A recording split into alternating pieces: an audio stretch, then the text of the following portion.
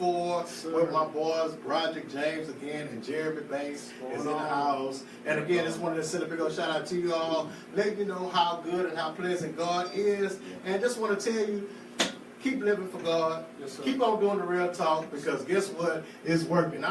Everybody kept on inboxing me, man, when you going to bring them people back? I'm like, what people? What are you talking about? They talking about the guy, Broderick James and Jeremy Banks. You know, I think he's a prophet or something.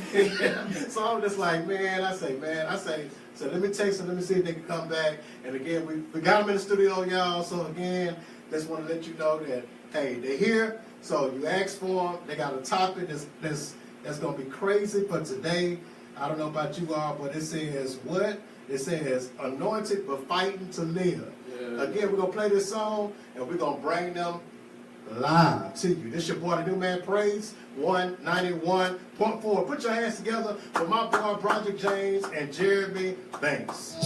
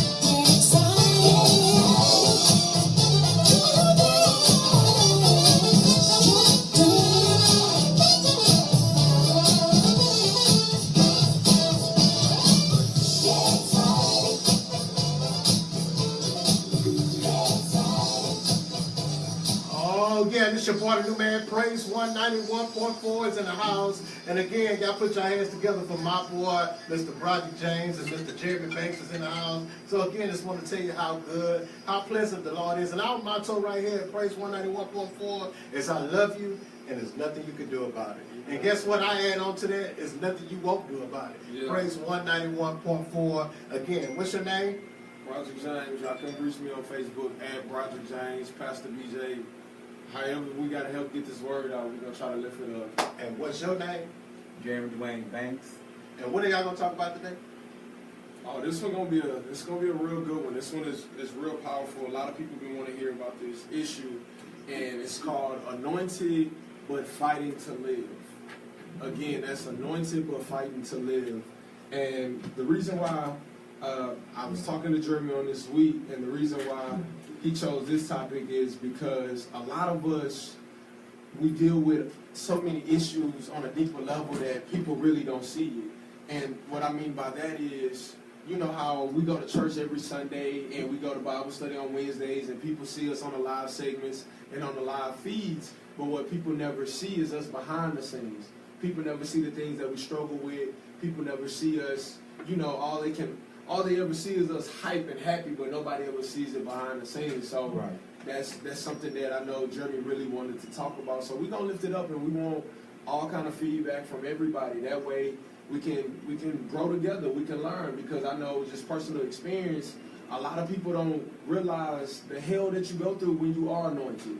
Right. You know, a lot of people don't realize when God has called you to do something, you get attacked on every angle. So I just feel like, from my perspective, is so many people that are struggling and they don't realize that they are struggling, or oftentimes they realize they're struggling, but they don't know how to cry for help. Right. So if this is what this broadcast is for, is just basically saying, how can I get help? You know, I'm anointed, I sing, I preach, I dance, whatever your gift may be, how can I get help? And I know, like I said, that's something that Jeremy, he's heavy on. So, I mean, we're going to lift it up and talk about it. Amen.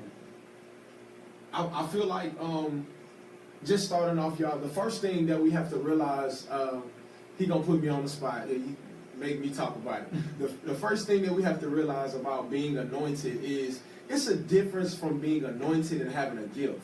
Right. So many times people feel like just because they have gifts that they are anointed. Understand that anointing is something that comes from God. Understand that anointing is something that you do when nobody's even watching. Mm-hmm. Anointing is you will sing in front of a crowd of 2 people. You will preach in front of a crowd of 5 people when nobody's clapping. You know, anointing is something that it cannot be compromised. Right. A gift is something that you do maybe for a profession or maybe for recognition, but oftentimes many of us say that we are anointed and we're really not anointed. Amen. If you just want to be real and talk about it, so many times a lot of us, and y'all can be real on the live feed, so many of us, we feel like, oh, I'm anointed and God is doing this and God is doing that, but true anointing comes from the text. Because all throughout the Bible, people that were anointed and people that were really used by God, they never received the anointing without any type of action. Right. Am I right? Right. So, I mean, you tell me, what is your take on anointing? Anointing is something that we want. Anointing is something that we want, but we all want to go through the suffering. That's true. And so, I heard a testimony. Right. I heard a testimony. And Sunday, my mom came to church. And she came to church with the mindset that I'm going to sit in church. And if I don't hear from God, I'm going to get a hotel and kill myself. Now, explain to them who your mom is and what she does. My mom is a pastor. She has several businesses, but none of that matters. Wow. She said, because my mom had overcame cancer, right, and she still has to have some health challenges. And she said, my health is failing. My health is not what I want it to be. She said, I'm ready to give up ministry and give up business and give up life. Wow. And then I read on Facebook, and my friend said, I give up. That's all she said. And she had all kind of comments on her post, talking about pray and do this and do that. Right. And then today she came back and put her post in so many words, I decided to live. She said it didn't matter that I was an entrepreneur, it didn't matter that I had kids. Right. None of that mattered. Reached the breaking point. Because at some point she said, God, I can't take no more. Yeah. And so, in the Bible, we have like 4 men right. that I want to highlight. we had like 4 men. One of the men was Jonah. Mm-hmm. Jonah said, I wish I would die. Wow. Let me read. He said, therefore, I beseech you, Lord, take my life, for it's better me to die than live. Jonah wanted to give up. Jonah wanted to abort his assignment. Yeah. He said, instead of me complete my assignment, I reckon you to take me. And a lot of us get burnt out in so many words. Say that. Say that again. And so, Say that. and watch this, Moses said something very profound in Numbers. He said, and this way you deal with me, kill me, I pray. Yeah. Moses was begging for death. Because all he was going through, he was begging for death. So, tell me this, because, and y'all, we're going to lift it up and talk about it. Tell me this. Oftentimes, we reach a point in ministry, we reach a point in life where we feel like it's just too much. We come to church Sunday after Sunday, and we're praying, we're singing, we're dancing, we're doing all of these things, and we never like to admit the fact that we too struggle. Whether it's because you're on a pedestal, whether it's because you have an image, whether it's because you're anointed, or you have all these different gifts, but it takes, first of all, I can say this because I've been there as well. It takes real maturity to admit when enough is enough. I have had enough of this thing called life. Right. I've had enough of ministry because it's easy, and I've learned this. It's easy when you can tell somebody, pray for me. Very easy. Yeah. Oh, people, we do it on Facebook every day. People say, I'm struggling, I don't know what I'm going to do, I don't have any money, I don't have this and that. And the first thing we say, I'm praying for you. Right. Be encouraged. Mm-hmm. But what is it when your encouragement is not enough for yourself? Wow. What is it when you tell everybody else around you to be encouraged? And that's what we do as leaders, because that's what we're called to do, is to compel men to be better. But what is it when it's not enough? The very thing that you're telling basically the medicine that you're giving everybody else is not even healing your own body. Here's the thing, Robert. And people better realize that we are human. That's it. Meaning that they see the anointing, they see the gifts, they see us on Facebook, see us going live. Yeah. But no one ever stops and say, Roger, how you doing? That's true. What are you dealing with? That's so They'll true. say, Jeremy, what you dealing with? Right. As soon as they inbox us, they now pouring all their problems upon us and don't realize we got problems too. Yeah. But it don't matter. Why? Because I'm going through Selfish. and I got my own issues, and your issues is none of my concern. I'm concerned about if you give your wisdom, your input to help me get out what I'm going through. Don't realize I'm going through too. Wow. You know what's crazy? They treat it like, and I'm saying they as all of us, we treat it as if it's a job. You know, like they treat it as if when you're praying for people and when people are going through, they treat it as if it's a job, as if you're basically not even on the same level as them. Right. Because God calls each and every one of us to help each other. Right. And what you said is so true, because oftentimes the first thing people say, hey, what you doing? And I say, oh, I'm at work and this. And then the next thing they do, before they ask me how I'm doing, they go into all of their problems. They go into everything that they're dealing with. And you can say, oh, yeah, I was dealing with that too. And that goes... They go right over their head, because they're in. I feel like it's a high demand on being healed, on being helped, right. But you have to turn around and help the people that's helping you. Because, and I'm gonna challenge y'all seriously, because I really want to know this. How many of y'all pray for the leaders that pray for you? They don't. Not really.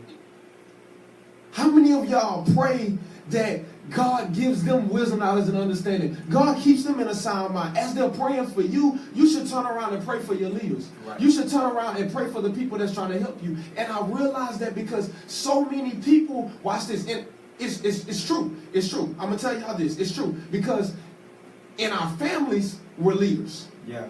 We're the strong one. We're the one that everybody comes to. And in some part, it's our fault because we always come off. And it's only natural because we know who God is, but we always come off as if everything is okay. Yeah. So people never really think to check on us because they always feel like we're okay. And we're the alphas. Mm-hmm. We're the ones that's strong. We're the ones that's standing in the forefront doing all of these things. So most people will say, well, I know you're going to be all right. I know that you're going to get through it. But if your leader is wounded, then what good is the people? Right. I was outside and I was talking to Pastor Roger. And I was sharing him my testimony. And while I was sharing it with him, I was kind of getting very emotional. Yeah. Lift it up. Lift it up. I'm going to be real transparent for a moment. Y'all receive this. Receive this. Real transparent. Be real transparent for a moment. At the age of 25, I found myself in a mental institution because I was so burnt out of life. Yeah. What do you do when the phone call stops? What do you do when the text stops? I felt like I was invisible. Yeah. So I found myself in a mental institution. I spent a whole week there. And I got out on the 31st. It was 2004. Uh-huh. My pastor called me up and said, we're going to hear from Minister Banks. After you had just got out? After I just got out of a mental institution. Earlier that day? Earlier that day. Wow. So it was right before a watch night service. He said, we're going to hear from Minister Banks. So I got up, and my topic was, I'm anointed, but I'm struggling. Mm. And so in 2011, that preacher had to come back. Anointed, but I'm struggling. So I was burnt out, I was overwhelmed, I was lonely. Yeah. No one knew how much I was suffering in silence. My second marriage had failed. I couldn't understand why. Me and her had a good start. Everybody kept telling us that we're going to be this, we're going to be that. But no one knew how much I was struggling with the fact that people prophesied and told me to stay somewhere that God didn't tell me to stay. Wow. And so, no matter how prophetic I was, I was still struggling. I was still wounded. But no one saw my wounds. No one saw my gift. That's all they could see was the armor. They didn't realize what was underneath the armor. All they could see was the armor. And you know what? I think in today's world, that's why it's a disconnection from the church. Because there is no transparency between the people and the leaders. Well, let me say it like this. There is no transparency between the people and the pulpit. Here it is that you were so stressed out, you were going through so much that you had to check into a mental institution. Yeah, how is it that someone could go 2 weeks? 2 weeks. 2 weeks, no phone calls, no text messages, and yet here it is, he's struggling. But watch this, since he has a platform, it's like basically, I'm only benefiting you and you're no benefit to me. Right. And that's sad, because people try to turn it on and off. And we have to get out of that habit. We have to get into the flow where we can realize that it's more than just what you see on Sunday. Now, I told Roger's story, like I said in 2011. Did what I said. I had planned on going to the bar. I had $1,000 pocket. Yeah. And I said, I will go to the bar and spend all my money on drinks.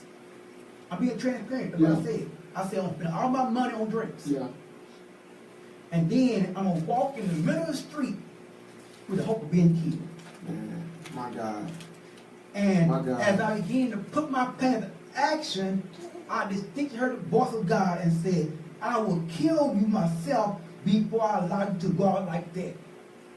So what God was saying is, listen, I'll take you before I allow your name and ministry to be tainted by suicide.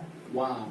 And so at that moment, strange fear hit me. And God said, listen, what I have in your life is bigger than you. It's bigger than you. He said, what would people think if you was to kill yourself that's following you? Wow. They would say, if you gave up, what hope do we got? Here it is, y'all. Here it is. Receive this. Your suffering may be for somebody else. Understand that the things that you are experiencing and you are going through, the reason why you're going through them is because the people around you need to know that it's real. The reason why you are experiencing so much agony and so much pain is because, watch this, listen to me well, it's because God knew you could handle it. And he needs the people to see that it was you that he was using. And how many of us, I love so much because somebody missed this. I'm going to say it again. He said that, watch this, he was getting ready to kill himself. Walk out in the middle of traffic and kill himself. And God say, I'll kill you before I allow you to kill yourself and let people see that your ministry was tainted. Basically, in your moment of weakness, I'm not going to allow you to kill yourself. We have to realize that God cares more about us than we could ever care about ourselves. Right. Because had it just been on me, we would have been dead a long time ago. If my plan would have saw fit. But God say, watch this, and this for you, brother. God say, I know the plans that I have for you. So many of y'all right now are dealing with this issue, and y'all don't want to accept it. The first part of getting through it is acceptance. God says that I know the many plans that I have for you. And it's plans for you to prosper. Whatever it is you're going through, whatever it is the situation may be, God says, I already have a calling on your life that is more powerful than the agony that you are experiencing right now. I told him something, and y'all got excuses because we getting ready to shift into just a whole nother atmosphere. But I told him before we came on, yo, watch this. Your conditions has nothing to do with God's plan. Nothing. What are you saying, brother? What are you saying, preacher? What are you saying, pastor? Whatever it is you are experiencing right now on the physical side could never amount to the blessings that God has for you. And here's a word for you, my brother. Here's a word for everybody else that's out there that's dealing with it. He says, many are the afflictions of the righteous. Not few afflictions, but he said many are the afflictions of the righteous. And because you remind me so much of Job. Job lost everything that he had. Everything that he had. He got to the point too where he was ready to commit suicide. He was sitting up under the tree and he just said, God, I'd rather you take me. But then when he got to the end of that, watch this. Job said, though he slay me. Though he slay me. And so many times, y'all, I'm serious. Oh my God. So many times we don't even realize that whatever we preach, God make us live. Whatever we prophesy, God make us live. And that's not even just for me and you, that's for all of us. Because you can't tell somebody to hold on if you ain't never had to hold on. Right. You can't tell somebody that you're going to be all right and you're going to get through it and suicide ain't that and suicide ain't this if you've never been in a position where you had to experience those things. So understand, Jeremy, that the experiences that you went through was for somebody else's encouragement. Watch this. Jeremiah said something so profound. I don't know if people really read it. Yeah. I'm paraphrasing. Yeah. Jeremiah said, I wish that my mother's womb would be my grave. So back what he's saying Make it plain. Back what he's saying Make it plain. I wish I would have died in my mother's womb to be born, have to experience what I experienced in life. He said, God, why did you take me in the womb? Why did you allow me to experience life like this? Why did you allow people to reject me? Why did you allow people to dishonor me? Why did you allow people to make fun of me? Why did you allow me at a young age to have such anointing on me and I didn't understand what you gave me? He said, before I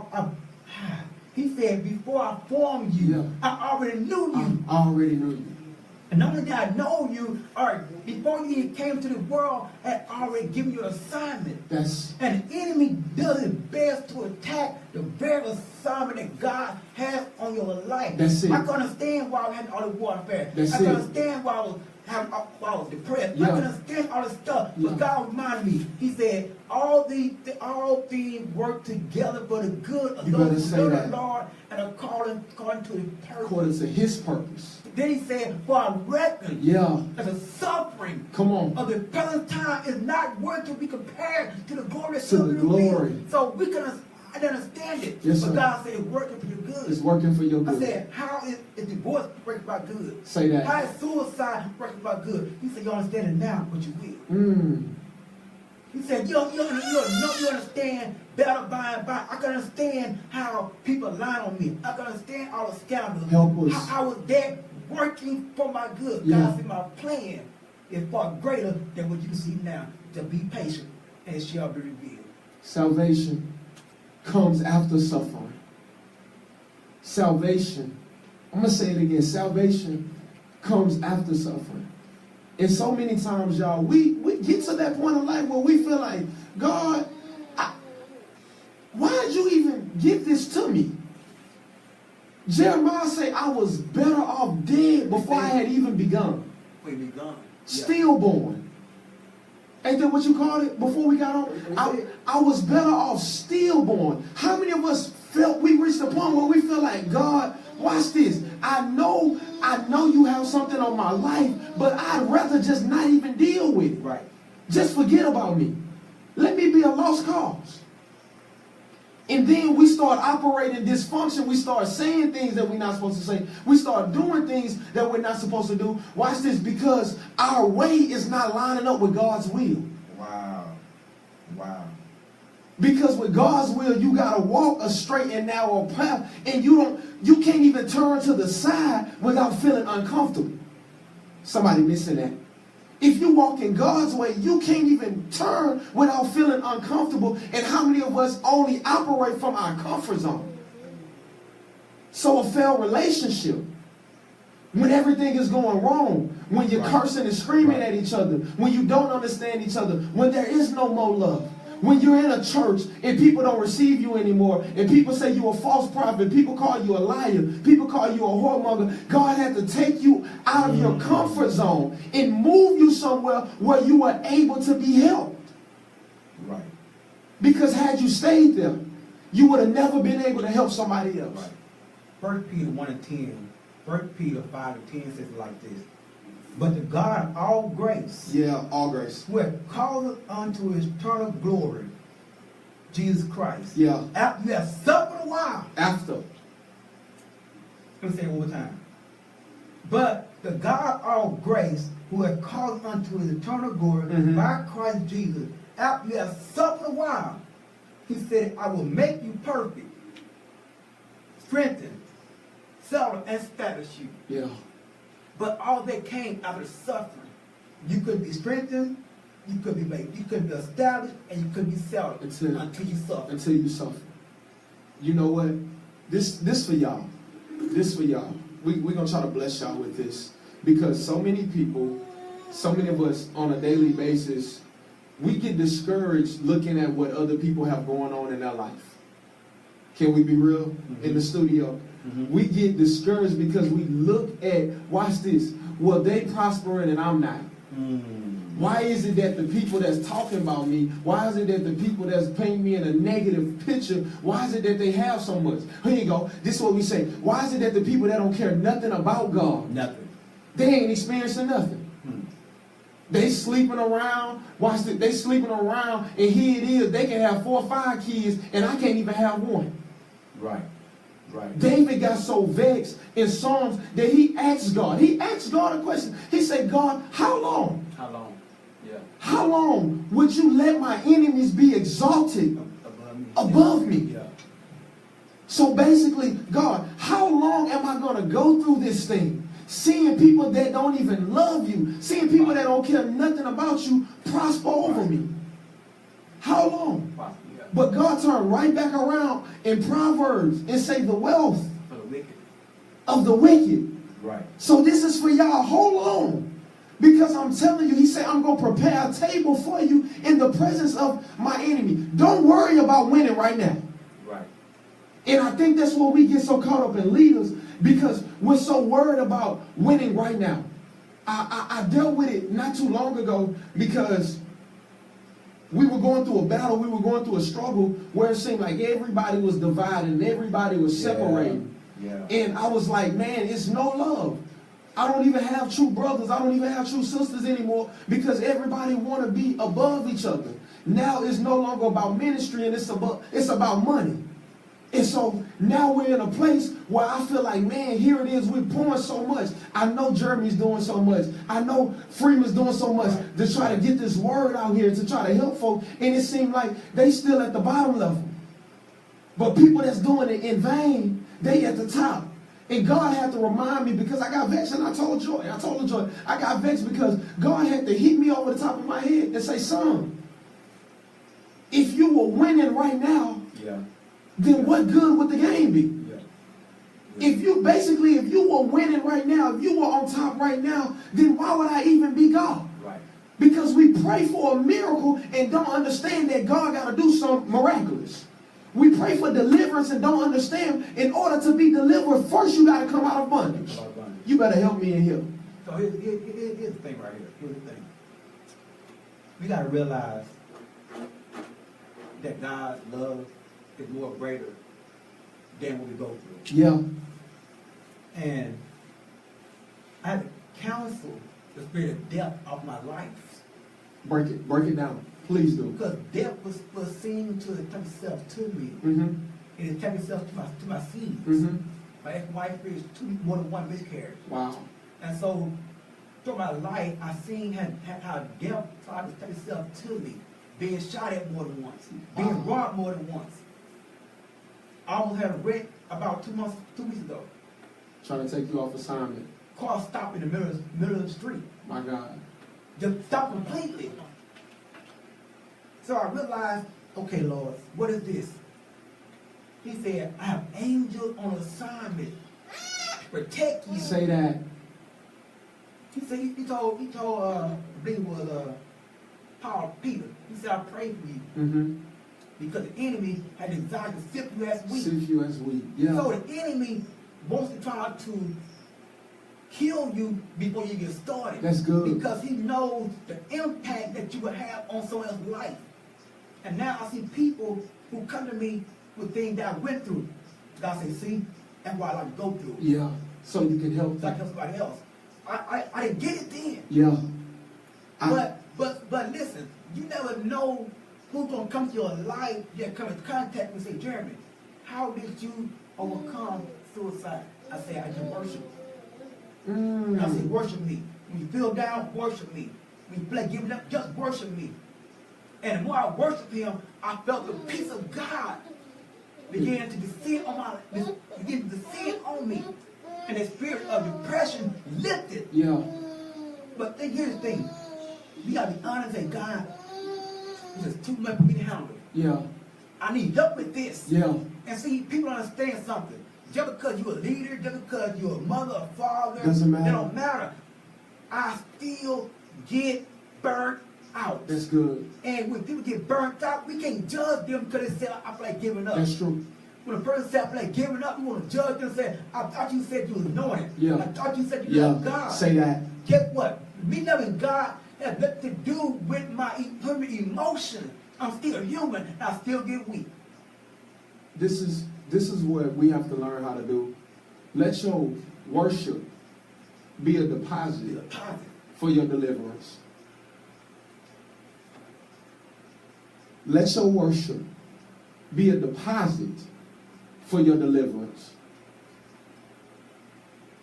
Can we stay there? Yes, because stay right there. So many times we have to give God preparational praise for the things that he's getting ready to do. See, it's easy to give God praise when you ain't fighting no demons. It's easy to give God praise when you ain't going through nothing. But sometimes God say, watch this, you got to praise me in preparation for the miracle that I'm getting ready to do on your life. I know you struggling. I know you going through. I know you don't have it. I know you ready to quit. But I need your praise to be a deposit. Something happened so powerful. I want to say about 3 weeks ago. Yeah. I didn't say powerful, but yeah, powerful. My wife on Facebook, right? Uh-huh. And she seen this young lady. One of her friends said she's going to kill herself live on Facebook. Wow. You know what she said? What she said? Baby, you understand, because you've been there. How about you reach out to her and minister to her? She said, because I know that you can help her because you understand. Yeah. You've been there. Jesus said he was touched with the infirmities. He said he moved with compassion. Jesus went through everything he went through. So he's compassionate. He said, because you have dealt with that, I know you can help her. Wow. So I reached out to him. Bless him. I reached out to him. She responded back, but a post went down. Took a post down. Yeah. And her post started to change. She never replied back. Yeah. The point that someone cared was enough for her to say, you know what? I want to live. Yeah. I'm gonna give it. I'm gonna give it another chance. But had I not walked through that, my wife would have had the confidence to know my husband can help you because he's been there. That's true. That's true. Had I not walked through it, I would not be in a position to help someone else who's on the verge of giving up. Your experience. We don't want experience though. Your experience. We want the anointing but no experience. Listen, I'd rather you guide me through a cave than pull me out of it. Because what'll happen if I fall back in it again? Oh, y'all, man, y'all finna make me go there. I'd rather you, not God, the person that God put in my life, I'd rather you walk through the cave with me. Right. That way, you show me the way out of it. Because watch this, if I fall back in it again and you're not there, I'm not going to know how to get out. What are you saying, preacher? I need somebody that has been through what I've been through and not looking down on me. They willing to get in the fight with me. They call it pull pit, right? That's what it's called. So we should be pulling people out of their pit. Yeah. Not put them in the pit. That's good. So let me tell somebody out here that's listening or watching. Don't let no one make you feel bad based on what you're dealing with or going through. Say that. Say it again. Say it again. Because I know they missed real good. I know they missed it. Don't let no one make you feel bad on how you feel about what you're going through. Yeah. I understand. So why? Why do you understand? Listen. Why do you understand? Because we gotta take the gloves off. You know what? We gotta take the gloves off. People say I was weak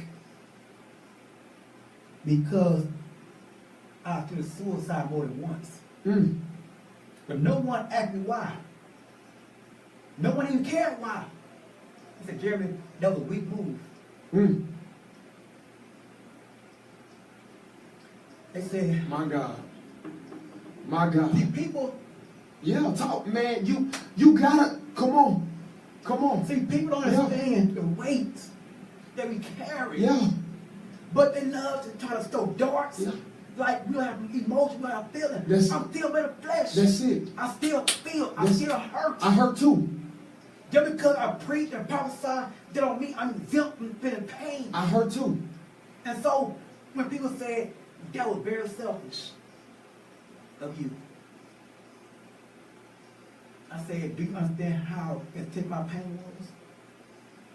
Until you walk in my shoes, you can't say how you handled it. Don't tell me about my pain. Don't tell me how to walk in these shoes. Guess what? You may have the same shoes I wear, but it may not fit you where it fit me. You better say that. Because see, I love tailor-made suits. We both got the same suit on, but mine is tailor-made to fit me. So my trial is tailor-made to fit me. Yeah. So how handled that way? But guess what? Because God tailor-made it for me, He know I can handle it. Can we kill the naysayers that always try to put people down?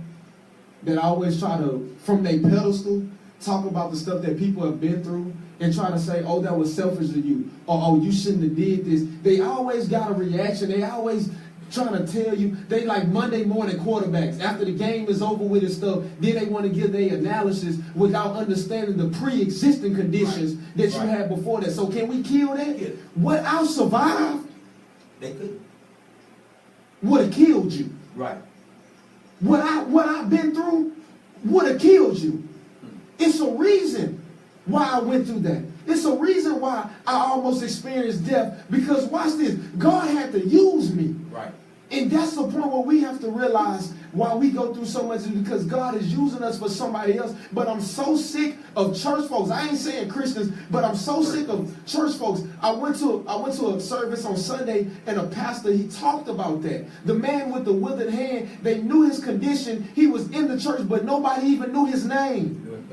They didn't even know his name. They cared so much about his condition, but they didn't even care enough about who he was. So, man, that dude bless so me with that. listen. So people are identifying you by your condition. Yeah. So they will identify you based on how you act. That's But never ask. Tell me how you got here. What's going on with you? Sit down. Let's talk. Let's talk. I'm in a crisis. I'm in a crisis. And you worried about my condition. Listen to it well. I'm in a crisis. I got Satan on my back. I'm going through so much. And this is for y'all. Because so many of us are in a crisis. But people are we're too busy worried about the condition. I tell folks this all the time. Bless us. Hey, bless us. You said something real good, bro. Yeah. Now, thank you, Lord. That came to my mind. My mama, okay? The pastor, all this stuff. They misdiagnosed her. How many of us have been misdiagnosed? That's true.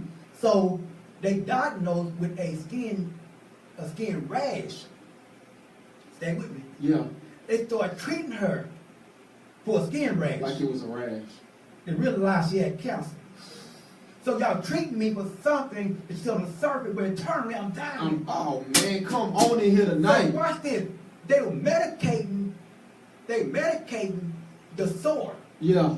But didn't see what's underneath the sore. It was an infection. So they didn't see the infection that was slowly killing her. Boy, you better teach that. So watch this. She kept going and going. My God. She kept going. Yeah. Getting this cream. Yeah. So I'm gonna put ointment on something that God trying to cut out. We gotta cover up. Yeah. Something he trying to cut out. Man, come on. So listen, I put a post up. I said, God can't heal what you won't reveal. That's true. Meaning, if you cover it up, I can't heal you. So she kept going to the doctor. This man said, ma'am, you got cancer. My mom was vibrant, full of life, full of spunk. Went down to nothing. But you know what? She kept on praising God. In the midst of going through, she kept on posting. Yeah. She kept on encouraging. She kept on encouraging people through a struggle. Yeah. Watch this. It said you got 2 rare forms of cancer. But God told her, this sickness is not unto death. Man, come on. That the glory of God may be glorified. Come on. So let me help somebody. Y'all are going through because God wants to get the glory out of your life. Yeah. Not out of your condition. There was a man in the Bible. Had that condition for 38 years. They said, who sinned? Did his mama? That's what they said. He sinned, did dad sin? He said, no, that my glory may be on display. So what God is saying, I'm about to put you on display. Yeah. Display means everybody gonna see you. Everybody gonna be able to see you. And it's crazy. But I gotta hear you first. He gonna put you on display. I noticed this. Because I meddle a little bit. But and this is serious. Because oftentimes people want to know what's wrong instead of praying. Start praying. Right. And then stuff will come out, folks. Here it is. This man, blind. Dealing with something, and the first thing they ask him, what you do wrong? You going that way. Watch this. This woman can't bear a child. And the first thing they say, oh, she must got something. What you do wrong? Right. You and your wife can lose your house, and the first thing they'll say, oh, they must have did something wrong. And it's crazy that people put that on you without even realizing what it is that you're dealing with. The first thing they want to point at is what is it that you have done wrong. No, what is it that I'm doing right that God is getting ready to use me in this season? Y'all better talk back to me. What is it that I'm doing right that God is getting ready to put me on display? Because what I learned about display, watch this, you can go to a store, and when they have something on display, even when all the lights out in the store, they got one light on so you can see what's on display. Right.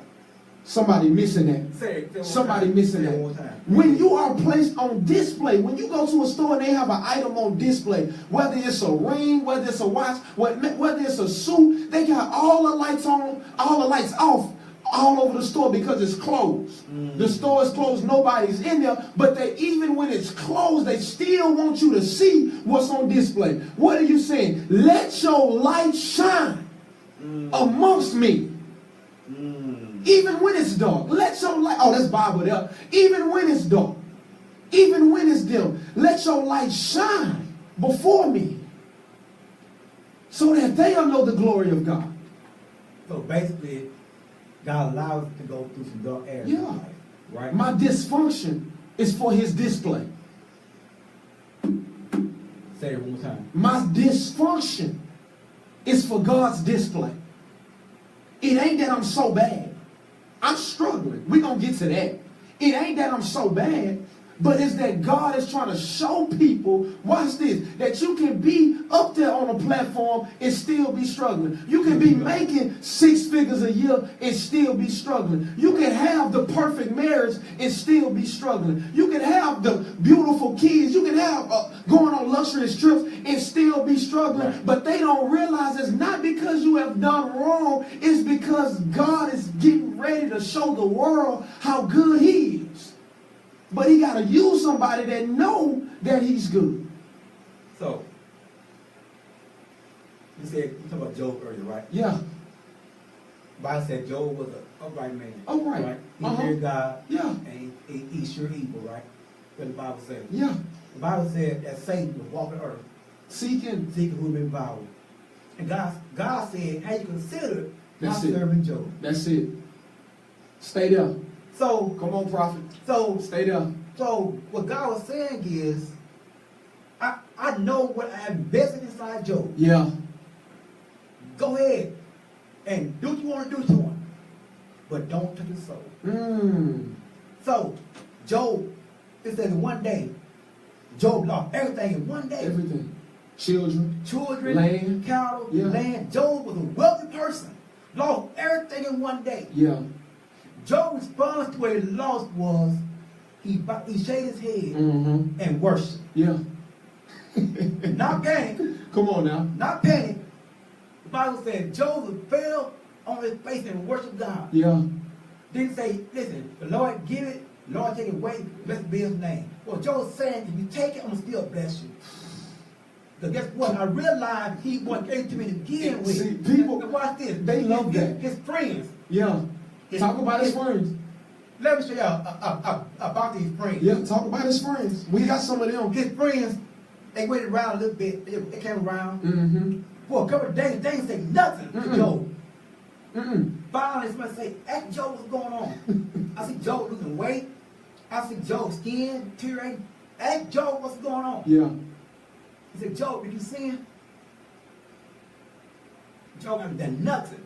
But his friends, who should have deserved it, couldn't see that the light affliction was only momentary. The light affliction was only for a moment. I got a question. Can your friends deal with your dysfunction for a moment to see your glory? Yeah. Can you suffer me for a moment and to God to lift me out what I'm going through? That's good. But are you going to talk about me? Can we go a step further? Come on. Because that was friends. But even his wife. His wife told him to do what? Curse God. And die. Because she was tired of looking at it. Watch this. Man. Come on, y'all better help. Hey, y'all share this. Let's get this word out and bless somebody. Watch this. She didn't say curse God and we gonna die. She say you die. That's what Job said. Woman, you sound foolish. Foolish woman. Foolish. She told him you need to curse God and die. So basically, the one that's close to you don't even want to watch you go through. So instead of what they're not going through it, you are. So they would have got to take you, they didn't watch you go through. Yeah, say that. They don't want to see you delivered. People they don't want to see you prosper. They want to see it. You better say that. But they good to be at the party. Yeah. When you buy everything. Yeah. But the minute you go down, Where your friends at? And that's so true. Because they was there, they was loving it, the kids was prospering, all this stuff. All this stuff. Friends, they was coming from everywhere to see Job. They loved him. As long as they get the benefit.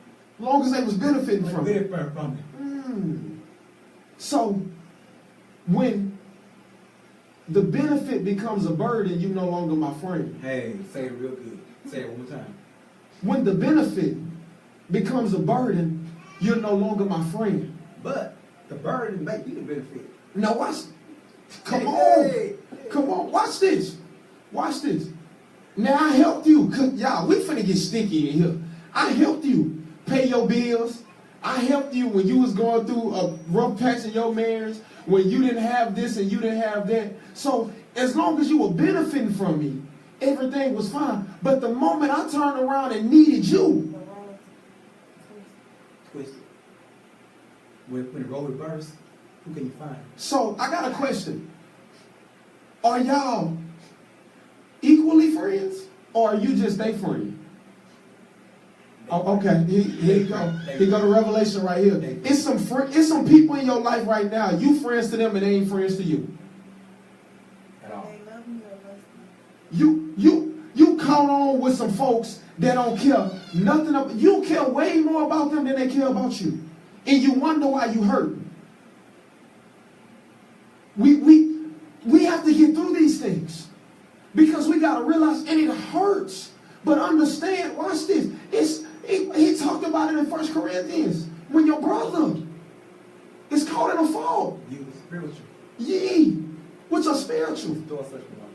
restore him. And then it say when you go to him in Galatians, when you go to him in a spirit of meekness. So watch this. You ain't even go to me in a spirit of meekness. You ain't go to me at all. You ran from me. You know something? Right, your witness. No one knew I was going through it. No. Right, you a witness? Yeah, I'm a witness. Now, is there nobody that I just met on Facebook? I've been knowing Roger over what, 20 10, yeah, like 10 years? over 10. Over 10 years, Yeah. right? When I was going through, nobody knew I was going through. Mm. You know why? Because I didn't show it. Yeah. I kept preaching. I kept encouraging people. Smiling, yeah. I was smiling. But Roger had the sense to say, hey, Jeremy, you all right? Even before he came to who he was, he still had the discernment to know something ain't right. I see the smile, Yeah. but what are you hiding? It's some up under that. It's something beneath the smile. Can you see past the smile and see that I'm hurt? Come on now. Where your real friends at? A real friend knows, hey, Jeremy, hey, I know you're smiling, but hey, Yeah. something about your spirit Yeah. ain't right. I can feel it. What is it? Like, what I already know. She can tell what's wrong with you. Yeah. Say, babe, what's wrong? Nothing. She said, I know it. I know you. Key word. Say, I I know, know you. you. Watch you know me because we spend time Connected. and connected. A lot of friends are not connected. And they're not friends. You better say that. Because a real friend know when you putting on a front. They know. And watch this. What I learned is a real friend won't say, oh, well, you ain't got this and you ain't got to do that. They'll just do it for you. A real friend, they won't talk about your phone being cut off. They'll call and pay your phone bill if they have You it. ain't know it. Because that's a real friend. But we live in a society now full of fake friends because people, they'll say, yeah, her phone got cut off or she ain't got this, she had to get a car note deferred. They'll say all that type of stuff instead of helping you. What are you doing to help? So what are you doing? You better say that. What are you doing to help me? Why is the word come together to help one another? Yeah. But we as believers can't do that. Yeah. You better say that. Let me say it again. You better say that. Why is word come together? Yeah. True story. I done seen people Unequally yoked. have divorce parties. They celebrate their freedom. Man, let me get closer to this mic. So- say it again. Say it again. so- Oh, we finna lift that so, up. Oh, we I finna see lift that people up. celebrate being free Yeah. from a bad relationship. Yeah. But they was not praying with you while you in that bad relationship. You better say that. But the minute you say you want to celebrate, now they will be a part of your celebration. They want to throw you a party. But it was for your party because you're free. But they were there for you when you was in bondage. How you gonna party with me when I'm free, but gonna accept me when I'm in bondage? You better say that. So you want to come and enjoy the drinks and enjoy the music, Yeah. but you was not there when I was crying at night. Can I give it to him metaphorically? You're not there when I said I want to give up. I love that bondage. Let's stay there. Come on, bondage. I love that bondage. Watch this, because I'm going to give it to you metaphorically. It's crazy because you wasn't there when I was going through what I was going through. But y'all threw me a release party. Release party. So, where was you? Start over. You wasn't there Start over. when I was going through what I was going through. The entire time I was in bondage. Let me stay there. You wouldn't accept no collect calls. None. What are you saying in the physical? You wasn't now answering phone calls 2, 3 o'clock in the morning when I needed you the most. You wasn't now, watch this, when I needed commissary. What are you saying in the natural? When I needed spiritual food, something to consume of to get me through it. You weren't there when I had to lock myself up. You weren't there coming to visit me. I never seen or heard from you the entire time I was in bondage. But the minute I got free, here it is. Watch this. The minute I got released on good behavior, God granted me out of that situation because I was trying to hold on. Now everybody want to influx and say, I'm glad you got out of it. How you glad you got out? How you glad I got out of it and you weren't there to help me when I was going through it? Okay, now, so we go on to the next side. Go, come on, we gonna flip it. To the next side. Yeah. A lot of people who sell drugs, they really hope that one person go away so they can benefit from them being in bondage. You better say that. Because as long as you're around, you scared of winning. Yeah. And I'm not gaining. Yeah. So Man, as come on. long as you're around, I'm not gaining because I realize that you got more influence than I have. So guess what? I'm going to set you up to go to jail so I can benefit off your bondage. My prosperity It's is a problem for my peers. Your prosperity is a problem for your peers. Because watch this, as long as they were exalted above you, everything was okay. As long as you were in that bad relationship, as long as all this stuff was going wrong, but it seemed like they love to put bugs in your ear when stuff is going good. Girl, I heard your man was doing this. Oh, I heard your wife used to do this. She used to go there. She used to do this. It is crazy because folks love to put stuff on you while you doing good. Why you ain't tell me this when everything was going bad? You waited until things are going good to try to come in and wreck it. So here it is. Your prosperity is a problem for your peers. They don't want to see you blessed. We don't need a reality TV show. No. Because we got everything on Facebook. That's true. So, you go on Facebook and see all kind of stuff on good, bad, or whatever. Yeah. Our problem is this. If your sister or brother is in a bad relationship, instead of going to them, tell everybody, girl, she's stupid. Yeah. She's stupid. Or he's stupid. Yeah. But you're not going to them, though. The source. The That's person that's source. dealing with it. So you tell everybody else how stupid, how crazy your friend. Your friend. Yeah. Co-crazy, your friend. Say that. As your friend. But you going to everybody else but your friend. Wow. And you see they're going through, but instead of helping them, you busy telling everybody else, girl, he cheated again. And you went back. But I remember last year, you did the same predicament when I was there for you. Oh, he go the kicker right here. You ready for this one? He go the kicker right here. If that was me, Yeah. I wouldn't deal with it. That couldn't have been me. It's the flip side of it, though. They love to say that. That couldn't have been me. But then when they get in that situation, It's the flip side of it, though. yeah, help us. It's the flip side of it. You telling her to leave him, but you in his inbox. Preach. Let me say it one more time. You telling her to leave him, but you in his inbox, trying to hook up. Or in her inbox, trying to hook up. See, people But think you know, they think we be playing with this. The reason why I know you ain't lying, because watch this. When Jesus came out of his fast, Yeah, what happened? Satan was trying to get him away from God. Come on. You better Come on. Come on, you ain't helping him. When Jesus came out of it, he was hungry, he was crying, he was tired. Satan said, watch this. If you bow down and worship me, What? I'll give you everything. So how many people are trying to separate you from your promise because they want what you have? Yeah, right. Right. Jesus was conscious enough, but a lot of us not. Jesus say, look, I got all this already. This belongs to me already. I don't have to bow down and worship you because it belongs to me. But so many times we are tricked out of our destiny, out of our prosperity, because we let folks that don't even care nothing about us influence the decisions that we make. So, you were with Jesus and his witness experience, right? Yeah. Jacob sold his birthright for a meal.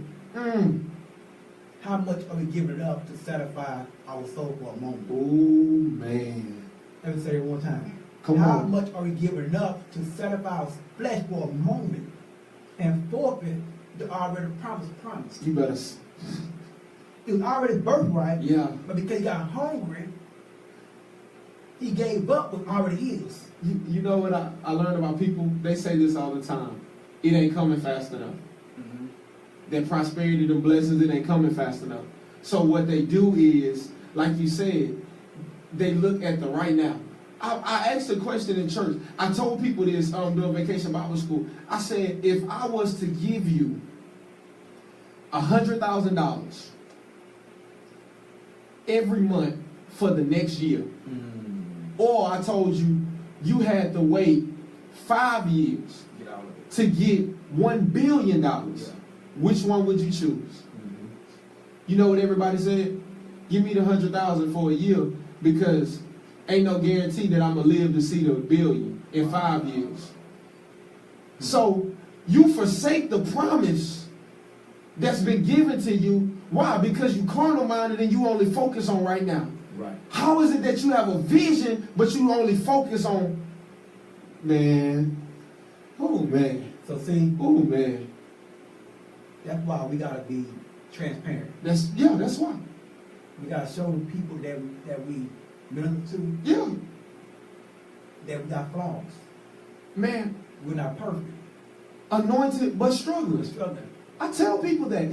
People think that this stuff, like it's easy. Like you can say, oh, it's easy not to commit adultery. How? When you got batteries in your top drawer. Wait. Say it real good. Say it one time. Got what? Batteries. And where? And a little friend in your top drawer. More than one. But you say, it's easy. It's easy not to commit adultery. It's easy not to fornicate. How? Somebody said something one time that made a lot of sense. She said, I've been single long as I've been married. So she said, I didn't get my single life. Yeah. So I'll never judge you. So here's the thing. People are trying to get you to hold on. It's easy to hold on when you got a wrong body in the bed. You better say that. Married or not married. You better say that. So Yeah. Yours is coming, but yours coming. Yeah. It's easy to say that. But you laid up with yours You right laid now. up, booed Man, up, you better say that. booed up. Yeah. But you said, hold on, yours is coming. But show me how to hold on. You telling me fight my desires, but you ain't fighting You yours. like, yo, so get some principles on how to hold on. You telling me being celibate. You telling me be celibate, but you doing what you doing. They sell it a little bit. Oh my God. Say it one time. You telling me to be celibate. And she's selling a little bit. How? My God. How? Show you how. Yeah. For Dennis, That's it. for Gucci, Yeah. for Red Bottom. They ain't even doing it for that no more. Red Bottom. We gonna be real. They don't even get that. They go to a Agassiz and get them 2 for $39.99 shoes, and that's good. Man, take them to the movies, buy them a little popcorn. They on cloud 9. And like you said, you gave up your celibacy for a little bit. For a little bit. And see, what happens is, with a lot of us is, and I tell people that they think just because we on Facebook, and you know, me and LaJoy, we do the relationship thing, but a lot of people think that stuff is easy. It's not easy fighting your desires. Why? Because before I got under a godly influence, I had these desires. Yeah. And they don't go away. Come here, Paul, I got a thorn in my side. I just learned how to deal with it. But what's wrong with a lot of us, we love to say we're anointed, but we hate to admit that we're struggling. It's a struggle. It's only so much that a cold shower gonna do. Hey. Right. Man, y'all know how I am, man. Yokes gotta be broken, but we got so many people that's in bondage and they don't know how to deal with issues because we don't want to take the gloves off. Tell them, celibacy is not easy. But if you want the sanity of what God has for you, and you want the safety of what God has for you, then you have to give in to God's will and not your own. Let me be real. Weeping man do for a night. Can I be real? Help Can I us. be real? I'm writing a book right now. Uh-huh. It's almost complete. In this book, I talk about my indiscretions. Yeah. I'm very candid in this Mhm. book. In this book, while I was a prophet and a preacher, Yeah. I found myself in a bed of married women. Struggling. That was not mine. Struggling. Let's say it one time. Yeah. I found myself Mm. in a bed with someone else's wife. You better say that. While I was a preacher. Yeah. Not before I was a preacher. While I was a preacher. During. While I was a preacher. Yeah. While I was ministering, but I was still struggling. Yeah. So I was not exempt from the struggle, and I gave in to the struggle. This is what I love so much. Because I love David. David say, watch this, God, I know I done jacked up. I know I was messed up. But whatever you do, don't take your anointing from me. Because I'm nothing without your anointing. Nothing. And that's what we have to realize. We're going to make mistakes, but we nothing without God's anointing. But the reason why so many people are being misled and they're not being delivered because you don't have transparent leaders. You don't have transparent leaders. It's okay to say, guess what? Hey, yeah, I was not married. Hey, I was divorced and I was sleeping around. It's okay to say, hey, I was drinking myself to sleep. Or I hit the weed a couple times. Because if you don't give people transparency, then what are they going to build off on? You building somebody off a false pretense, and then now the mountain has become sinking sand. What people want to know is, how can you relate to me? That's it. How did you get through this? How you get through this hill? And the reason, okay, can I knock somebody over the head? The reason why a lot of them can't be transparent, because they never got over it. They still in it. That's why a lot of folks can't be transparent, because the same desires they had, they never got delivered from them.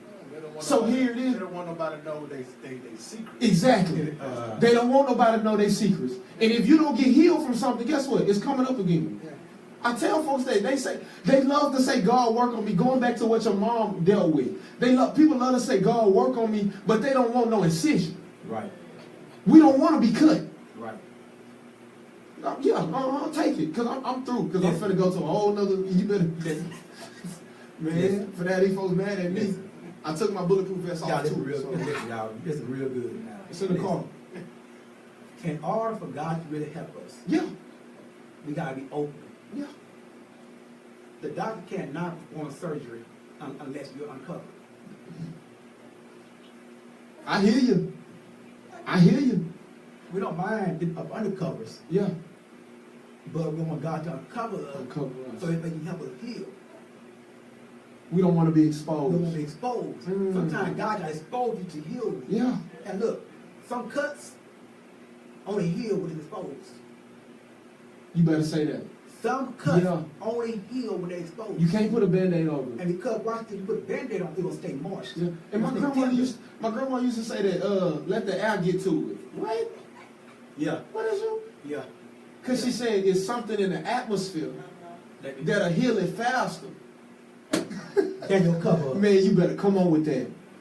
She said, take that Band-Aid off. Let it scab up. And then after it scab up, we're going to let it air out. And then you will be fine. But if you keep a Band-Aid on it, watch this. It's going to prolong the process. So long. Yeah. Yeah. Take long to heal. So how many of us are still covered up? I love this because it's simple. And if y'all don't believe it, it's simple. The Bible says, watch this. It says, confess. You'll see this. Confess. Yeah. What does confess mean? Open up your mouth and say what it is that you're dealing with. Put it out there in the atmosphere. I'm jacked up. I need help. It ain't working. I go to church every Sunday, but I ain't being delivered from this. It seems like the more I pray, the hornier I get. It seems like the more I pray, the more I want to drink. That's real. It seems like the only time that I'm stable is when I'm high. Right. Right. The only way I get comfort is when I'm in the bed next to somebody else. I don't really care who it is. As long as I'm curled over somebody else, that's where my comfort comes from. But the reason why we cannot be delivered is because we don't even realize that we operate in dysfunction. Right. Right. Right. So if you don't know that you're dysfunctional, you know what's crazy? I was younger. My grandparents used to have a big old box TV. Yeah. Now watch this. I used to have to take the end of a wireless hanger and pull it open and poke it just to turn the TV on. Right. They never told me that the button was broke. They just gave me the hanger and said, that's how you turn the TV on. Wow. I never knew until I got old enough to realize, like, oh, a button's supposed to be there to turn the TV on. It's still working. But it was still working. But how many of us are bootlegging our blessings? Come on. And we cannot, we can't get the full benefit of what God has for us. Why? Because we operate in dysfunction. I tell the folks this all the time. A snake can still slither with the head cut off. Right. For so long. And so many of us, we operate in dysfunction, not realizing that the stuff, watch this. I go another way. We men. Come on. We men. Come on. How many of us, when we putting something together, read the instruction manual? I don't.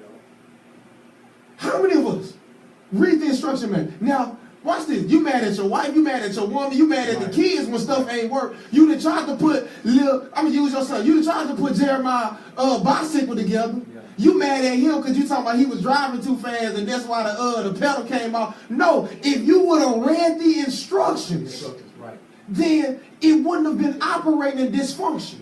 What are you saying, destruction? Open up that thing that got a capital H and a capital B on it, your Holy Bible, because that's the instructions so you won't operate in dysfunction. Right. And sometimes, a lot of times, our dysfunction become dangerous. Because we operate dysfunction so long, you begin to get other people. It's the new normal. Because now, my dysfunction is now acceptable. Ooh. And everybody around me is living dysfunction, so now we all accept each other's dysfunction. So our dysfunction is now the normal way of life. Here it is. 3, 2, 1. Mm-hmm. You let your sin become somebody else's. Right. Because you didn't realize that it was wrong in the first place. Oh, I mean, the Bible say, we can get a little tipsy. We can get a little high as long as we can still function. And now you got a whole bunch of people that you're influencing that's dysfunctional off of your dysfunction. Right. Here it is, leaders, because they seen you sleeping around. So they think, oh, just because I come here and I praise for 2 hours, I'm good. Why? Because I see my leader doing it. So if you operate in dysfunction, then your family gonna operate in dysfunction. Right. Because I tell folks, you can't lead with your mouth. We're out of the generation. Bye-bye, Moses. We out of it. Yeah. You can't lead with your mouth. It's no more lip service anymore. You got to lead by example. You got to get out there and get with your people. That way they know that it's real. But what kind of example are you leading by, though? That's what I'm saying. So you can lead by example, but what kind of example are you leading by? Watch this. Watch this. We all grown in here. Your parents will tell you, don't cuss. Do as I say, not as I do. Do as I say, not as I do. But you will hear them cuss all day long. And then what would you do when they wasn't around? Cuss. You would cuss. Why? Because they were teaching you, here it is, they were teaching you to not do it in front of me, but they weren't teaching you not to do it at all. Because we love to say, oh, keep yourself unspotted from the world without saying live holy and live righteous. Right. Holy is still the standard. But you think just because you uncovered everything is cool. No, God say don't be out there putting it all on Facebook. Don't be out there using your platform to put all the, the negativity that you got going on in your life. Basically, don't broadcast your sin, but he say holiness is still the standard and you got to deal with it. I'm not saying people think just because, I'm uncovered for the world, it's okay. It'll never be okay. Yeah. Sin will never be okay. But so many leaders say, you unspotted. We don't know. Well, the church don't know about it. The leader know about it, but the church don't know about it. Yeah. And so you got people in position because the church don't know, but you know as a leader. So if you don't correct them as a leader, if you don't correct them as being the head of your household, if you don't correct them as being the focal point of your family, then don't wonder why they go astray. Don't wonder why so many sheep are dying and they lost. But I got news for everybody. He said the blood not going to be on their hands. Blood going to be on you. So, those leadership are held accountable. Yeah. And when you don't hold the people accountable, you now allow everybody else to operate without accountability. And you wonder why your church is in disarray, why your church is messy. Right. Because you never deal with your dysfunction. You never been open enough to say, I'm knowing I'm still struggling, so you wasn't transparent. And so you got a lot of people in your church like clowns. Ooh. You know what I realized? And a lot of people, they're not going to agree with me on this, and quite frankly, I don't care, because I travel all around. We go to so many churches, and I see it Sunday after Sunday. The church is only as bad as the leaders. Yeah. The women are only as messy, or can only be as messy as the first lady. Because if she set the standard, all the mess going to have to cease, because it don't go nowhere. If the first lady set the standard, then the mess don't go nowhere. Yeah. If the pastor set the standard, then they gonna know that the foolishness is not tolerated. You can't be up under me and do whatever it is that you want to do. Right. And so you wonder, all these folks got something to say. Yeah, that's because you running your mouth and you talking to them in secret. That's because the sister came to you and told her that her husband was caught in fault and he was messing with another woman. And instead of dealing with them, you got on the phone with your other little missionary friend and then that's all over the church. That's because you a messy missionary. Messy missionary. That's why. Right. You wonder why, well, these preachers doing this and they talking to all these women in the church, but they see you, and that's another thing. Listen, if you single and you in church, stay out of married folks' face. Stay out their face. Here we go. Get your own man. Get your own wife. The reason why people are not getting delivered, because they can't trust their leaders. Yeah. Come on. Let me say it one time. The reason why people have a hard time getting delivered, because I can't go to you in secret without you exposed by business over the pulpit.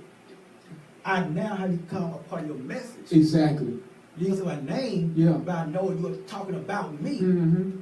And so now, you're making it personal. So now, I got to go home and struggle with what I can you help me with. Because instead you helping me, you now become a hindrance to my deliverance. Yeah. You start condemning me. So you condemn me instead of helping me. Now you're condemning me and talking about me on the pulpit or on Facebook, but I can't keep a secret. Oh. Hey, look, I'm dealing with this here. Look, I'm trying to hold on. Hey, I'm dealing with this. And I see my past trying to come back. Help me. Here you go. And a lot of times, it only happens when you make them mad. You notice that? Praise man, you notice that? Yeah. That most mess only happens after you make somebody mad. Yeah. Yeah. Think about it. Most of your business only got put out there because you said or did something that person didn't like anymore. Or y'all was no longer friends, or you told them no to something, then that's when all the mess and drama started. Yeah. And I noticed that the pastor, now you're trying to condemn these folks, but she said no, she didn't want to sleep with you. So now you putting her out there saying that she fast and everybody need to watch her and she ain't no good and you would rather her lead the church. No, the reason why you would rather her lead the church is because you was trying to get with her. Right. And she said no, she was trying to get help. But she stayed in the church and now you got everybody looking at her crazy, but they only looking at her crazy based off what you said, but you didn't say what you did. I went to a few people one time and told them I was struggling with it. Yeah. But they told me, it's all right, because we do it too. I've been there. These was preachers. I've been there. These were preachers. It's no name. These were preachers. We had went to the church, and they were preaching, and they went outside. We all sitting outside talking. They started pointing out the women that he slept with and was gonna sleep with. Yeah. Watch this. I was already struggling with lust. Right. And I told them I was already struck with lust. But they was outside pointing out to different people, to different women who were going to sleep with, then told them why I'm going to hang out with the brothers. Wow. They use it as an invitation. They already set up a booty call. They use it as an invitation. But I'm struggling. I'm trying to do it right. I'm going to my brothers. Better say that. To help me to keep from falling. Yeah. But to help me keep from falling, y'all want to help me fall. So I'm trying to pushing me off the cliff. I'm trying to stay up, because I'm on the edge, and you pushing me and say it's okay. Yeah. Go ahead and get you a little bit of. And watch this. These ain't folks on the street. These folks in the church. These are pastors. This how I know you're not lying. Y'all can say whatever because y'all know we like to be real. We like to talk about. This how I know you ain't lying. I went through something similar when I was going through a divorce, right? And it was crazy because It was crazy. And the reason why it was crazy, when it went public, I never had so many women invite me for comfort, for prayer, if you need anything. That was weird to me. Yeah. It was weird to me. And these were prophetess, missionaries. Yeah. Always be, hey, if you need anything, just let me know. Oh, you a good man. We hate to see you like that. Oh, she didn't value your worth. She didn't know what it is you were dealing with. Huh? 1, 2 o'clock in the morning? That's how they come. Really? But look, Grandmama saying nothing open. they know you're struggling though. Yeah. They know you hurt. Yeah. They know you're in recovery. They know you alone. They know you're alone. And so because you're alone, they assume that you're available. You say it one time. Because you're alone, they assume that you're available. Yeah. So watch this. They start to inbox you whenever. But before then, you didn't hear from them. Exactly. But now that you're quote unquote free. But they use the scripture. They tried to use the Bible. They tried to use my biblical background as a way to get in. And I'm trans. Yeah, as a segue to get in. And I'm transparent because LaJoy seen it like it was crazy to me. Just say whatever it is you want and we can deal with it like that. But don't say, hey, I know you're going through a tough time. If you need anything, just let me know. Just let me know. Whatever it is you're dealing with, just let me know. And I'm sitting there like, God, this cannot be real. Yeah. This cannot be real. And that's what's wrong. A lot of us manipulate our ministry for self-gain. Right. You know these people are hurt. If a sister come to you and say that she in a bad relationship, excuse me, she's not feeling love from her man and all this other type of stuff, then guess what? Get the sisters to counsel her. Yeah. I tell folks this all the time. As a man, there is only so much counseling you can do for a woman before you cross that threshold in those boundaries. There's only so much you can do. Because she's hurting and she's looking for comfort. And see, what you have to realize while you're going through, Satan still is getting busy. So Satan get busy, and then she's looking for comfort, so now she's falling into it, and now Satan that fell on you, he getting busy, and now you trying to get busy. Right. Because you didn't send her to a source that could help her because you were struggling yourself. Right. When I was going through, I stopped trying to counsel people. When I was dealing with these things, I stopped trying to counsel people. Why? Because I know my desires are rub off on you, and here it is, we both in a bad situation. So guess what? I'm going to send you to some people that can help you, and I'm going to go around some people that can help me. Because as a man, as a leader, as a woman that you're a leader, you should not be telling somebody, let's go have drinks and talk about it. It's a setup. Let's go hang out and talk about it. Here it is. You can call me anytime. You get a text message at 2 o'clock in the morning. Oh, I was just checking on you. No. All those are little segues into sin. There's only so much you can do. Send them to someone where they can be helped and be helped efficiently and effectively. Right. Why? Because we all got stuff that we struggle with. So if you struggle with lust, if you struggle with temptation, then why would you put yourself in the way of a damsel? Right. I was going to see y'all. Y'all be acting funny, man. Y'all be acting funny. Y'all be acting funny. It says her house is the way to destruction. Yeah. And so we gotta be watchful and be mindful and use discernment to see what kind of spirit people come from. Because sometimes we overlook stuff because we want to help. And sometimes it's our assignment. That's true. And so what happened is, that's true. Look what happened. Can't help everybody. We took on an assignment that was not ours to begin with. Wow. And so now we got the warfare and a headache because we took on an assignment that was not ours anyway. So now you being attacked by demonic forces that God didn't even intend. It wasn't even assigned to you. He picked it up. Wow. So we got to stop picking up tasks that's not ours. I may be equipped to help you. Yeah, but that's not my assignment. Wow. And so watch this. You work where? On the ISD. Okay. So your assignment for ISD, right? Even though you're an officer, you can't go and operate in HISD. Not in their jurisdiction. So a lot of us operate out of jurisdiction. I hear you. And watch this. Because you operate out of your jurisdiction, you're not effective. Yeah. Because you have no power. You know, power in that jurisdiction. I only have power and authority You better say in my that. jurisdiction You better say that. that I'm assigned. Yeah. You're assigned to, you're not assigned to HISD. Yeah. So as long as I operate where I'm assigned, I'm effective. The minute I move outside of where I'm assigned, I now become ineffective. So a lot of people, And now you're a liability. a lot of people operating out the confinement or their authority. Yeah. And that's why Yeah. I see a lot of hurt people, because I'm operating outside of place that I'm never assigned to operate. You have no power. You have no power. That's what it simply comes down to. You have no power. You praying for folks and they're not being delivered. Outside your jurisdiction. You outside of your assignment.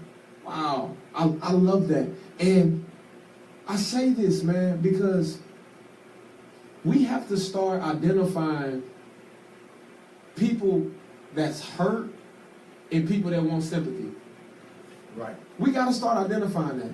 Because Repeat that oftentimes, again. Repeat that. people that are hurt and need help versus people that just want sympathy. Right. Because I found out, and I found out the hard way, that most people, they didn't want help. They didn't want to be delivered. They just wanted sympathy. Somebody to make them feel good about what it is that they were dealing with. And so here it is, you're mad with God because this person isn't being delivered when they didn't come looking for deliverance in the first place. Right. Good, man. That's what it is. That's, hey. So y'all share the video, you know, friends, and go back and look at it and take something from it. And know this, maybe knowing and struggling, but there is help. There's always help.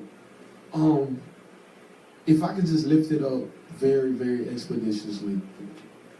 There's one man who provides refuge for an entire world. I love it when they say, I just look to the hills. And so that's what we encouraging y'all to do. It's good to seek help from your leaders. It's good to seek help from your family and from the people that's around you. But seek help from above. Right. Because if Jesus ain't the answer, then you'll never have any other solution. Amen. God bless y'all. Thank y'all so much. Thank y'all. Y'all put your hands together for my boy, Project James and Jeremy Banks is in the house. Again, today was a great segment, you all. And just to break it all down, stay in your lane. Wow. Stay in your lane. If you stay in your lane, you won't have to worry about that. You stay in your lane, you won't have to worry about getting different other things coming to you because you stayed in your lane. That's true. And if everybody stay in their lane, you won't have to worry about that. That's true. I can't cut hair. Right. And on the freeway, you have the left lane. Yeah.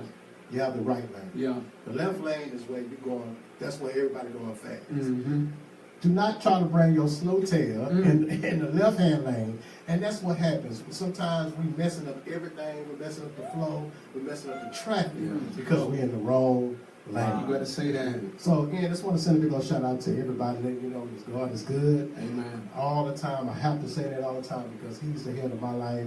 And just allowing, thanking you all, thanking your wives at the same time. Thank you all because it wouldn't be for you all, they wouldn't be here today. Thank you. The wives. Y'all be trying to speak stuff into y'all. I swear. See, y'all get to being messy. All right. Y'all get to being messy. Hallelujah. Y'all get to being messy. Pray for. Without the wives, I know they wouldn't be this strong. I mean, I can speak on that because of the position that I'm in. I mean, happy. And if you don't have a good woman, y'all won't be able to preach her like y'all preach. Right, favor. And because if you just went out there and picked one of them bad fruits, I'm telling you, you'll be all messed up. You better say that. Head all messed up. You can't pray right. You can't preach right. So again, we just want to especially thank the wives. Thank y'all so much again for, and I see the results in BJ and Jeremy Banks having, which the Bible say, find a good thing. And I see they found a good thing. So again, just wanted to send a God a big shout out to let them know that God is doing some great things right here at Praise 191.4. Yeah. And for you all that didn't know, and I know you probably seen it on Facebook, I did not take the job at KTSU. So again, just letting you know that, hey, I stepped out on faith to basically make sure that Praise 191 is on the move. So again, it's working. You can see all the CDs. I'm getting stuff from the East Coast, West Coast, everywhere. So it's still coming in. So all we have to do is stand firm. That's it. Stand bold. And that's what I'm doing. I'm doing it for him. And like you were saying this a while ago, if I would have took the position, people are already confused right now. Yeah, that's true. Very. So if I'm taking myself and I set this platform for as gospel, what happens now is that they can see me at a Zydeco face. They'll see me at, and that's about that same thing. Yeah. The only way we can stay focused, we have to stay in our lane. In our lane. Yeah. So again, I don't want people already confused enough. So I want to make sure, and that's my duty, to make sure that they stay focused. That's good. And so that's good. Hey, I'm doing it like this, and I'm hoping that like y'all can still keep on helping because the show is helping. A lot of things that y'all even talking about, I think about it, but it's a lot of people still stuck and they're not thinking about it. Right. You know, the church is stuck right now. Yeah. It's so stuck to the point where we focus on what we can't do and not focus on what we can do. You better say that. Right. And God don't put us in no position like that where we so confused. One day we out here, one day we back on. Well, it's like we ain't no hopscotch, you know, we ain't no double dutch. Yeah. It's everything now is confused. You can't even wear that shirt. You can't wear that dress. Something wrong. Your hair, you fixed it like that. Oh, say that. You can't wear your hair like say that. Damn. Right. Oh my bad. What can I do? Right. I mean, that's how frustrated I get because. Amen. Amen. Hey, keep it 100. That's 100. 100, man. But it frustrates you. Yeah, it frustrates me because it happened. You can't do nothing. Worry about the wrong thing. You can't have this on right here. You better not have this on and go on to Bible study, go on to church. Man, you know you were supposed to have it on. Man, if it was all about my dressing. Jesus says, just come. Y'all had me cussing up here. Just come.